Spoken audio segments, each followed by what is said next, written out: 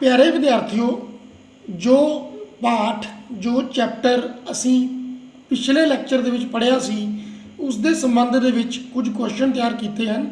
ਸੋ ਪਹਿਲਾ ਪ੍ਰਸ਼ਨ ਤੁਹਾਡੇ ਸਾਹਮਣੇ ਮੈਂ ਸਕਰੀਨ ਦੇ ਉੱਪਰ ਰੱਖਣ ਜਾ ਰਿਹਾ। ਮੈਂ ਤੁਹਾਡੇ ਨਾਲ YouTube ਦੇ ਉੱਪਰ ਆਪਣੀ ਸਕਰੀਨ ਸ਼ੇਅਰ ਕੀਤੀ ਹੋਈ ਹੈ ਔਰ ਪਹਿਲਾ ਪ੍ਰਸ਼ਨ ਜੋ ਹੈ ਤੁਹਾਨੂੰ ਸਾਰਿਆਂ ਨੂੰ ਨਜ਼ਰ ਆ ਰਿਹਾ ਹੋਵੇਗਾ। ਸੋ ਪਹਿਲਾ ਪ੍ਰਸ਼ਨ ਕੀ ਹੈ ਉਸ ਚੈਪਟਰ ਦੇ ਵਿੱਚੋਂ, ਅਰੁਣ ਨੂੰ ਅੱਜ ਅਧਿਆਪਕ ਨੇ ਹਾਈਡਰੋਕਲੋਰਿਕ ਐਸਿਡ हाइड्रोक्लोरिक तेजाब की क्रिया बारे पढ़ाया है। अरुण इस तेजाब का सधारण नाम पता करने की कोशिश कर रहा है, कि तुसी उसकी मदद कर सकते हो। सो ऑप्शंस की ने ये, कास्टिक सोडा, लूण का तेजाब, गंधक का तेजाब, शोरे का तेजाब। सो प्यारे विद्यार्थियों, तुहानूं मैं पढ़ाया सी कि हाइड्रोक्लोरिक एसिड जिसनों आपां HCl कहते हैं, हाइड्रोक्लोरिक तेजाब, इसका जो सधारण नाम है, सधारण नाम जो मतलब कॉमन नाम है इसका, उसनों लूण का तेजाब कहा जाता है। भाव जो करैक्ट आंसर है, जो सही जवाब है वो की है लूण का तेजाब, hydrochloric acid. Hydrochloric acid this is known as लूण का तेजाब। जो कास्टिक सोडा है इसनों आपां NaOH आखते हाँ। जो NaOH होंदा है सोडियम हाइड्रोक्साइड, भाव ये एक खार है, सोडियम हाइड्रोक्साइड ये एक खार है, बेस है। गंधक का तेजाब ये तुहानूं सारिआं नूं ही पता है कि गंधक का तेजाब तां किसनूं आख्या जाता है, गंधक का तेजाब आपां आखदे हाँ सल्फ्यूरिक एसिड नूं, H2SO4, H2SO4 this is called as गंधक का तेजाब।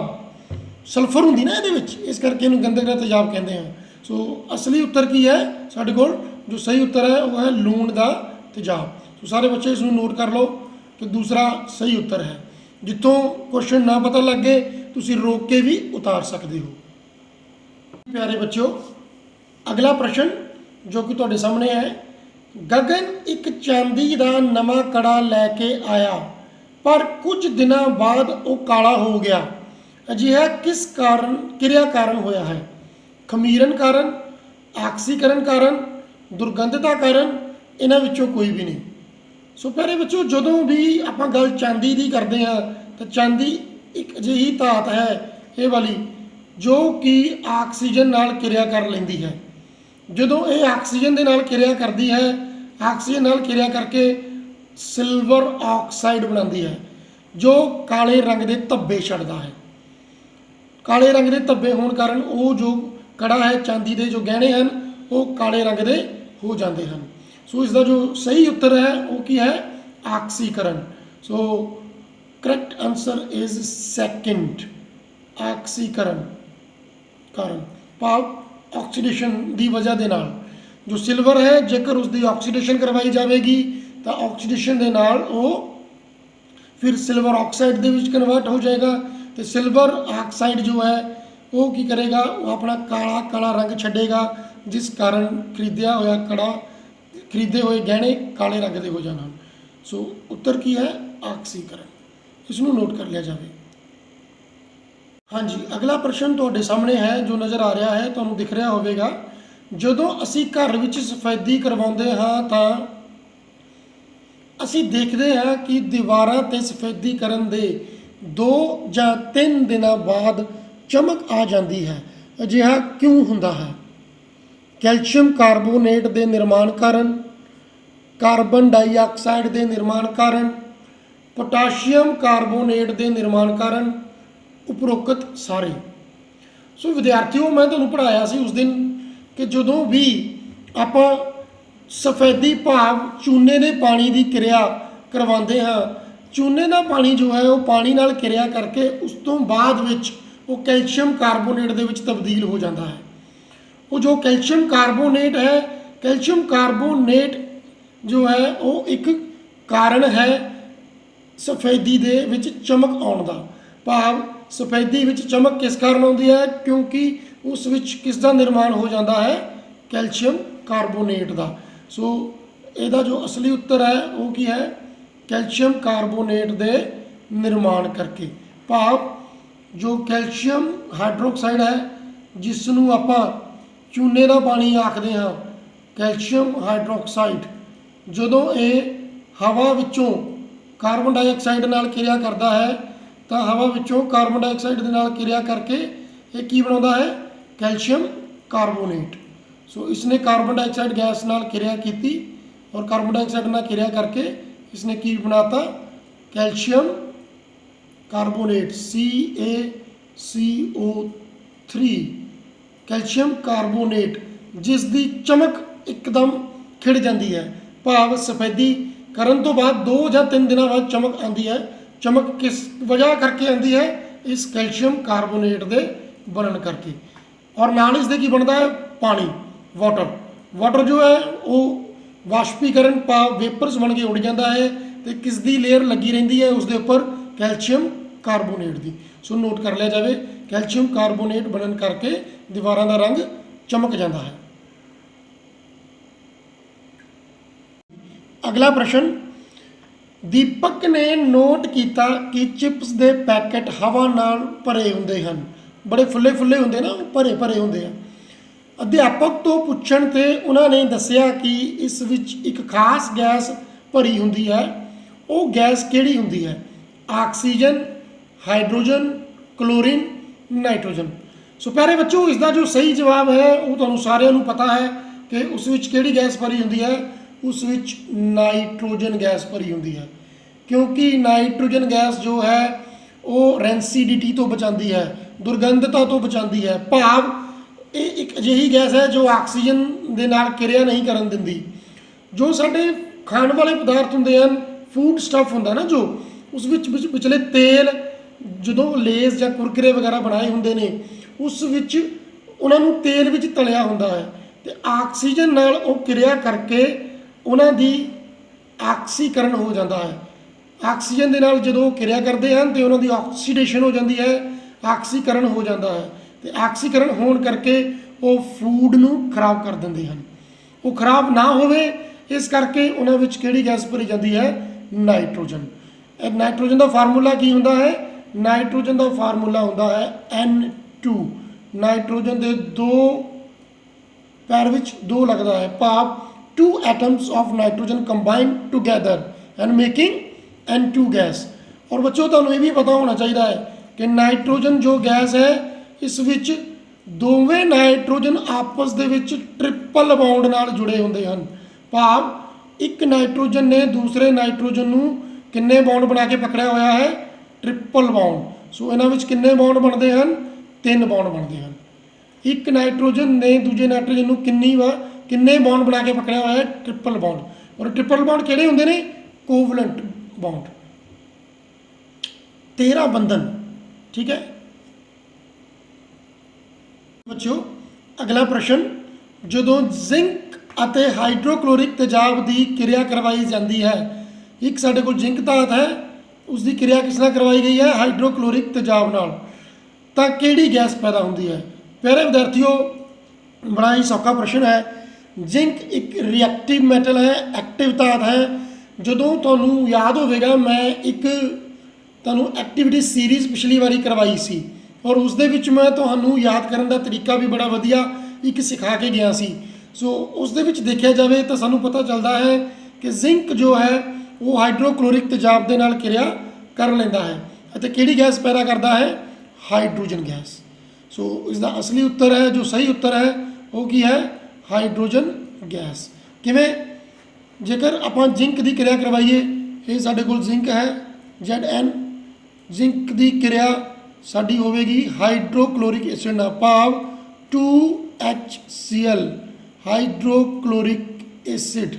जदों हाइड्रोक्लोरिक एसिड लूण के तेजाब नाल किरिया हुई तो साडे कोल की बन गया, साडे कोल बन गया जिंक का salt ZnCl2। This is called zinc chloride. And which gas is evolved, किहड़ी गैस निकली इस विचों, H2 गैस नूं आपां की आखदे हां, हाइड्रोजन गैस। मैं उस दिन भी दसिया सी, अज फिर समझाता पाया कि इस दे अगे आपां ये तीर जरूर पाना होंदा है। ये तीर का मतलब की होंदा है, इस तीर का मतलब है कि ये जो बनया है ये एक गैस बनी है जो कि बाहर निकल रही है, जो कि परख नली विचों ਜਾਂ ਟੈਸਟ ਟਿਊਬ ਦੇ ਵਿੱਚੋਂ ਬਾਹਰ ਨਿਕਲ ਰਹੀ ਹੈ। ਸੋ ਇਸ ਵਿੱਚ ਕਿਹੜੀ ਗੈਸ ਬਣੀ ਹੈ? Hydrogen gas. हाँ जी, अगला प्रश्न जो है वो बिल्कुल पुराने प्रश्न के वांग ही है, उस दे नाल ही रिलेटेड है। तेजाब दी धातां नाल किरिया करवाई गई अते किरिया दौरान उस विचों हाइड्रोजन गैस निकली, इस गैस के होर गुण किहड़े किहड़े हैं? आपां हुणे पिछले प्रश्न विच पढ़ के आए कि जदों किसी एक्टिव मैटल नूं किरियाशील धात नूं किसी तेजाब नाल किरिया करवाई जाए तो उस दौरान किहड़ी गैस निकलती है? हाइड्रोजन। इस गैस के होर गुण किहड़े हैं? रंगहीन है, गंधहीन है, हवा तो हल्की है, उपरोक्त सारे। सो पहले बच्चों इसका जो करेक्ट आंसर है वो है उपरोक्त सारे, क्योंकि ये सारे गुण जो है हाइड्रोजन गैस के होंगे हैं। रंगहीन भी होंगी है, उसकी कोई स्मैल नहीं होंगी, फ्रैगनेंस नहीं कोई भी होंगी, गंधहीन है, हवा तो हल्की है और उपरोक्त सारे जो है इसका करेक्ट आंसर है। ये सारे गुण हाइड्रोजन गैस के हैं। अगला प्रश्न, प्रश्न नंबर 7, हेठ लिखियां विचों किस आधार पर असी कह सकते हाँ कि कोई रसायनिक क्रिया हुई है? अवस्था विच परिवर्तन, तापमान विच परिवर्तन, किसी गैस की उत्पत्ति अते लास्ट वाला की है? उपरोक्त सारे। सो ये तो तुहानूं सारिआं नूं पता है कि जदों लैक्चर शुरू किया ही सब तो पहला यही करवाया गया सी कि रसायनिक परिवर्तन भाव रसायनिक क्रिया उदों मनी जाती है जदों ये तीनों चीज़ां होईयां होण, भाव ये सारा कुछ होया होवे, अवस्था विच परिवर्तन भी होया होवे, तापमान विच भी जो है वो परिवर्तन होया होवे, गैस की उत्पत्ति भी हुई होवे अते उस तो बाद इन्हां तिन्नां दे होण दे बाद असीं की कह सकते हैं कि कोई भी रसायनिक क्रिया जो है वो हो रही है। अगे है जी प्रश्न नंबर 8, जदों लोहे की मेख नूं कापर सल्फेट के घोल विच डुबोया जाता है तो घोल का रंग किहो जिहा हो जाता है? ये बड़ा ही सौखा प्रश्न है और तुहानूं आंदा होवेगा। लोहे की मेख भाव आयरन लोहा जिसका परमाणु अंक है 26, एटॉमिक नंबर इज 26, जदों उसनूं कापर सल्फेट के घोल विच डुबोया जाता है तो आयरन जो है जो ज़्यादा क्रियाशील है वो कॉपर नूं की कर देगी? विस्थापित, डिस्प्लेस कर देगी, डिस्प्लेसमेंट रिएक्शन हो जाएगी। उसने सल्फेट जो कॉपर का सल्फेट है कॉपर नूं बाहर कढ़ देना है अते उस विच लग जाना है, भाव जो सल्फेट पहले कापर का सी वो सल्फेट हुण लोहे का बन जाएगा, आयरन सल्फेट बन जाएगा। और आयरन सल्फेट का रंग हल्का हरा होता है। सो इसका जो असली उत्तर है करैक्ट आंसर इज सेकंड, घोल का रंग नीले तो हरा हो जाता है, हल्का हरा। नीला किहदे करके सी? कॉपर सल्फेट करके। हुण उस दे विच की बन गया? फैरस सल्फेट, आयरन सल्फेट भी इसनूं आखदे हैं, जिसका रंग की होंदा है? हल्का हरा। सो हल्का हरा होने करके ये जो है अपना कलर नीले तो हरे रंग का हो जाता है। So correct answer is second. 9th question, 9वां प्रश्न, जिंक सल्फेट के घोल का रंग किहड़ा होंदा है?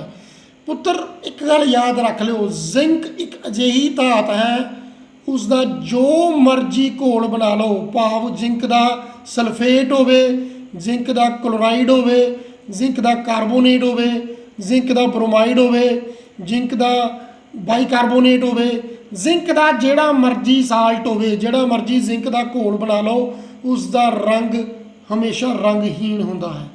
जिंक कोई भी कलर शो नहीं करता। इसका कारण तुहानूं फिर दसांगे, क्योंकि जिंक जो है उसका परमाणु अंक 30 होता है। तो इसकी जो आप कॉन्फिगरेशन लिखते हैं, भाव इस विच इलैक्ट्रॉनिक तरतीब इसकी लिखते हैं तो इस दे विच सारे ही शैल भरे होंदे हैं। तो जिस किसी भी धात विच जिस किसी एलीमेंट के सारे इलैक्ट्रॉन फुली फिल्ड होण भरिया होवे वो रंग शो नहीं करता। सो जिंक भी उन्हां विचों एक अजिही मैटल है जिसदे कोई भी साल्ट जो है उसका, चाहे वो सल्फेट है जिहड़ा मर्जी है, कोई भी साल्ट जो है उसका कलर शो नहीं करता, भाव वो कलरलैस है, रंगहीन है। सो इस चीज़ को याद कर लियो, तुहाडी NTSC दे विच क्वेश्चन पक्का आएगा जिंक नाल रिलेटेड, तो उत्थे कन्फ्यूज़ नहीं हो जाना, क्योंकि जिंक जो है उसके किसी भी साल्ट का कोई कलर नहीं होगा। 10th क्वेश्चन नंबर 10वां ਹੇਠ ਲਿਖਿਆਂ ਵਿੱਚੋਂ ਕਿਹੜੀ ਸਭ ਤੋਂ ਵੱਧ ਕਿਰਿਆਸ਼ੀਲ ਧਾਤ ਹੈ? ਕੈਲਸ਼ੀਅਮ, ਕਾਪਰ, ਮਰਕਰੀ, ਚਾਂਦੀ। ਹੁਣ ਦੇਖੋ ਜਦੋਂ ਐਦਾਂ ਦਾ ਪ੍ਰਸ਼ਨ ਤੁਹਾਨੂੰ ਪੇਪਰ ਵਿੱਚ ਆਵੇਗਾ ਤੇ ਇਸ ਨੂੰ ਕਰਨਾ ਬਹੁਤ ਆਸਾਨ ਹੈ, ਇਸ ਨੂੰ ਯਾਦ ਨਹੀਂ ਕਰਨਾ। ਮੈਂ ਤੁਹਾਨੂੰ ਇੱਕ ਐਕਟੀਵਿਟੀ ਸੀਰੀਜ਼ ਪਿਛਲੀ ਵੀਡੀਓ ਵਿੱਚ ਕਰਵਾਈ ਸੀ। ਜਿਹੜੇ ਬੱਚੇ ਪਹਿਲੀ ਵਾਰ ਮੇਰੀ ਵੀਡੀਓ ਦੇਖ ਰਹੇ ਆ, ਮੈਂ ਗੁਜ਼ਾਰਿਸ਼ ਕਰਾਂਗਾ ਉਹਨਾਂ ਨੂੰ, ਮੈਂ ਰਿਕੁਐਸਟ ਕਰਾਂਗਾ ਕਿ ਉਹ ਮੇਰੀ ਪਿਛਲੀ ਵੀਡੀਓ ਤੇ ਜਾਣ, ਜਿੱਥੇ ਮੈਂ ਪੂਰੀ ਇੱਕ ਘੰਟੇ 10 ਮਿੰਟ ਦੀ ਕਲਾਸ ਲਗਾਈ ਸੀ ਤੁਹਾਡੀ, ਔਰ ਉਹਦੇ ਵਿੱਚ ਮੈਂ ਸਾਰਾ ਤੁਹਾਨੂੰ ਸਮਝਾਇਆ ਸੀ। ਉਸ ਨੂੰ ਇੱਕ ਵਾਰ ਪਹਿਲੇ ਦੇਖ ਲੈਣ। ਪੁਰਾਣੀ ਵੀਡੀਓ ਦੇਖ ਕੇ ਇਹ ਪ੍ਰਸ਼ਨ ਤੁਹਾਨੂੰ ਕਰਨੇ ਬਹੁਤ ਸੌਖੇ ਲੱਗਣਗੇ। ਔਰ ਬੱਚਿਓ ਇਹ ਉਹ ਪ੍ਰਸ਼ਨ ਨੇ ਜਿਹੜੇ ਪੇਪਰਾਂ ਦੇ ਵਿੱਚ ਆਣੇ ਹੀ ਆਣੇ ਨੇ, ਭਾਵੇਂ ਉਹ ਪੰਜਾਬ ਬੋਰਡ ਦੇ ਪੱਕੇ ਪੇਪਰ ਹੋਣ, ਫਾਈਨਲ ਐਗਜ਼ਾਮਸ ਹੋਣ, ਜਾਂ ਫਿਰ NTSC ਦਾ ਹੋਵੇ, ਜਾਂ ਫਿਰ NAS ਦਾ। NAS ਦਾ ਐਗਜ਼ਾਮ ਸਾਡਾ ਹੋਣਾ ਹੈ, ਤੁਹਾਨੂੰ ਪਤਾ ਹੀ ਹੈ, ਨੈਸ਼ਨਲ ਅਚੀਵਮੈਂਟ ਸਰਵੇ, ਜਿਸ ਵਿੱਚ ਸਾਰੇ ਭਾਰਤ ਦੇ ਜੋ ਵਿਦਿਆਰਥੀ ਨੇ 10ਵੀਂ ਜਮਾਤ ਦੇ ਉਹਨਾਂ ਦਾ ਪੇਪਰ ਹੋਣਾ ਹੈ। ਉਸ ਦੀ ਤਿਆਰੀ ਵਿੱਚ ਵੀ ਇਹ ਤੁਹਾਨੂੰ ਬਹੁਤ ਹੈਲਪਫੁਲ ਰਹੇਗਾ। ਔਰ ਸਾਰਿਆਂ ਨੂੰ ਪਤਾ ਹੈ ਕਿ ਜਦੋਂ ਮੈਂ ਸੀਰੀਜ਼ ਲਿਖਾਈ ਸੀ, ਉਹ ਉੱਪਰੋਂ ਥੱਲੇ ਨੂੰ ਸੀਰੀਜ਼ ਇਸ ਤਰੀਕੇ ਨਾਲ ਜਾਂਦੀ ਹੈ। ਔਰ ਉਸ ਸੀਰੀਜ਼ ਦੇ ਵਿੱਚ ਸਭ ਤੋਂ ਪਹਿਲੇ ਮੈਂ ਤੁਹਾਨੂੰ ਦੱਸਿਆ ਸੀ ਕਿ ਸਭ ਤੋਂ ਜ਼ਿਆਦਾ ਰਿਐਕਟਿਵ ਹੈ ਇਹਨਾਂ ਦੇ ਵਿੱਚ calcium. So calcium is the correct answer, ਜੋ ਕਿ ਸਭ ਤੋਂ ਵੱਧ ਕਿਰਿਆਸ਼ੀਲ ਧਾਤ ਹੈ। ਤੋ ਇਸ ਨੂੰ ਨੋਟ ਕਰ ਲਓ ਤਾਂ ਕਿ ਤੁਸੀਂ ਇਹ ਸਾਰੇ ਪ੍ਰਸ਼ਨ ਜਿਹੜੇ ਹਨ ਆਪਣੀ ਕਾਪੀ ਉੱਪਰ ਲਿਖ ਸਕੋ ਔਰ ਇਹਨਾਂ ਨੂੰ ਸਮਝ ਸਕੋ। Thank you my dear students. ਮੈਨੂੰ ਉਮੀਦ ਹੈ ਕਿ ਤੁਸੀਂ ਇਹ ਸਾਰੇ ਕੁਐਸਚਨ ਨੋਟ ਕਰ ਲਏ ਹੋਣਗੇ। ਜੇਕਰ ਨਹੀਂ ਕੀਤੇ ਤਾਂ ਵੀਡੀਓ ਨੂੰ ਵਿੱਚ ਰੁਕ ਕੇ ਪੌਜ਼ ਕਰਕੇ ਉਸ ਨੂੰ ਰੋਕ ਲਵੋ, ਔਰ ਕੋਈ ਕੁਐਸਚਨ ਨਾ ਸਮਝ ਲੱਗੇ ਤਾਂ ਮੈਨੂੰ ਕਮੈਂਟ ਸੈਕਸ਼ਨ ਦੇ ਵਿੱਚ ਜ਼ਰੂਰ ਪੁੱਛ ਲਈਓ, ਮੈਂ ਜ਼ਰੂਰ ਉਸ ਦਾ ਜਵਾਬ ਦੇਵਾਂਗਾ। ਔਰ ਇਸ ਦਾ ਇੱਕ ਸੈਕਿੰਡ ਪਾਰਟ ਵੀ ਤਿਆਰ ਹੋਵੇਗਾ, ਜਿਸ ਵਿੱਚ ਆਪਾਂ ਕੁਐਸਚਨ ਨੰਬਰ 11 ਤੋਂ ਲੈ ਕੇ 20 ਤੱਕ ਨਵੇਂ ਪ੍ਰਸ਼ਨ ਤਿਆਰ ਕਰਾਂਗੇ।